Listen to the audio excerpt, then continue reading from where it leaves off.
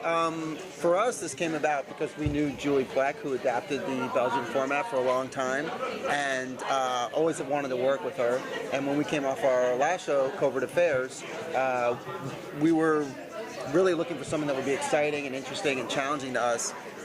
The Belgian series this is based on is really amazing, and Julie kind of took it and projected it forward in a way that's really exciting. And for those of you who don't know, it's about sort of science fact concept of a Ebola-like outbreak that happens in Atlanta, and they cordon off part of the city, creating a quarantine zone. So people are separated from one another that would not want to be separated, loved ones, etc. So it kind of creates a crucible for amazing storytelling.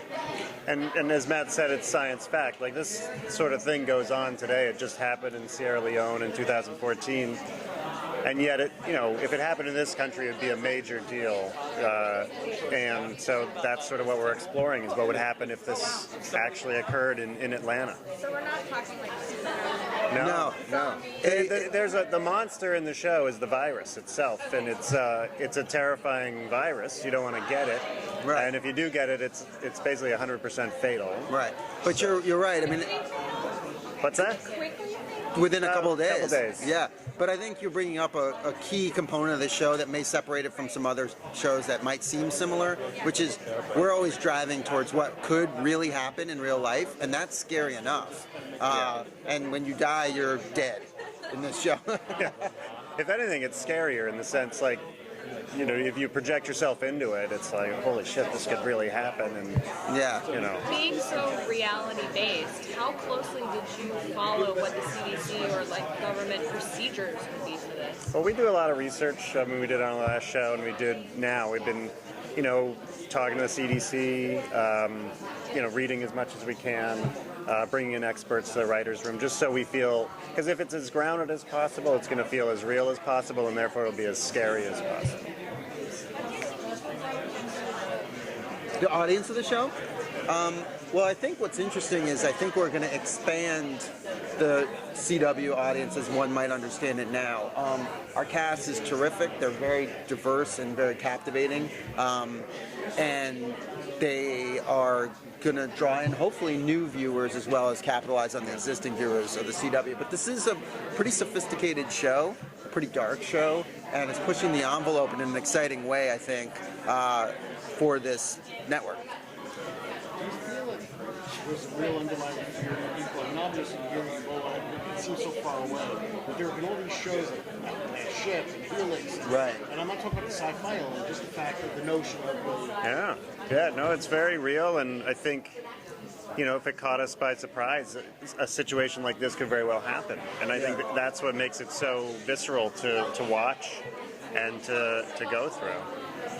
It's really a fascinating subject. I think people are concerned about getting sick, Yeah. And I think it's not an unfounded, unwarranted, and ungrounded concept. People are, we're living in the Purell generation. People are really attempting to avoid just not only the flu, but these other things that are out there. And the scary thing is the more experts we talk to, the more scared I've become, because it seems that this is a much more likely scenario than I would have thought. When you cast everyone from episodic guest stars to extras, you have to teach them all how to play disintegration. Yeah, there's a process, and David Nutter shot the pilot, and he had worked with makeup people. I think they had about 72 meetings or something during prep to really get down on paper what the different stages of the disease are. So as the 48 hours progresses towards fatality, this is stage 1, you have a little bit of stuff coming from your nose and your eyes, and then like stage 2 gets even more intense, and stage 3, and so now we have all those references as we break the stories going forward, and they have it on set, so as they do the makeup for the actors coming on, they'll know what stage they're at in the disease. Right, and then also to your question, we have to sort of say, as the cordon is developing, as the people are trapped inside, what life looks like. When do you run out of milk? When do you run out of water? When do you run out of food? Things like that. So we have to kind of track all that. Any other rats named after different pop music stars? Probably. Probably down the road there'll be more rats. So, Yeah. all So right. you guys have seen it? You seen it? Yeah. Okay. That's great. Great.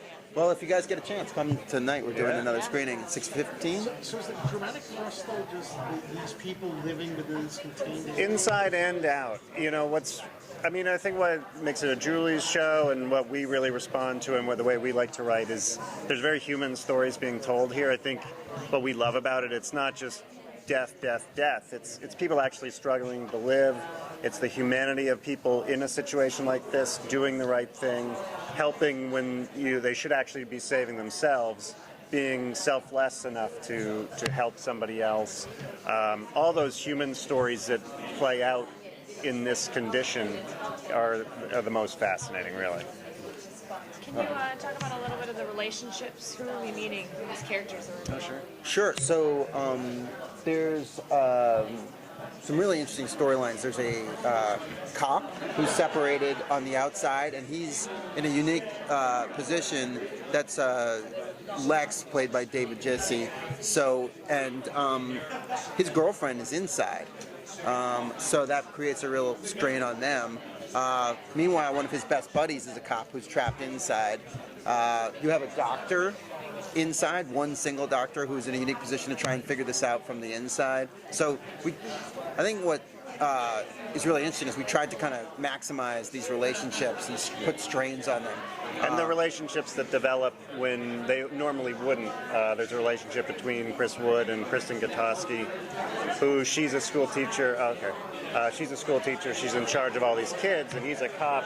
They normally wouldn't pass each other and have that relationship in real life, but this Right. cordon creates All right. that. So, Well, we gotta go. thank you guys so much. Really appreciate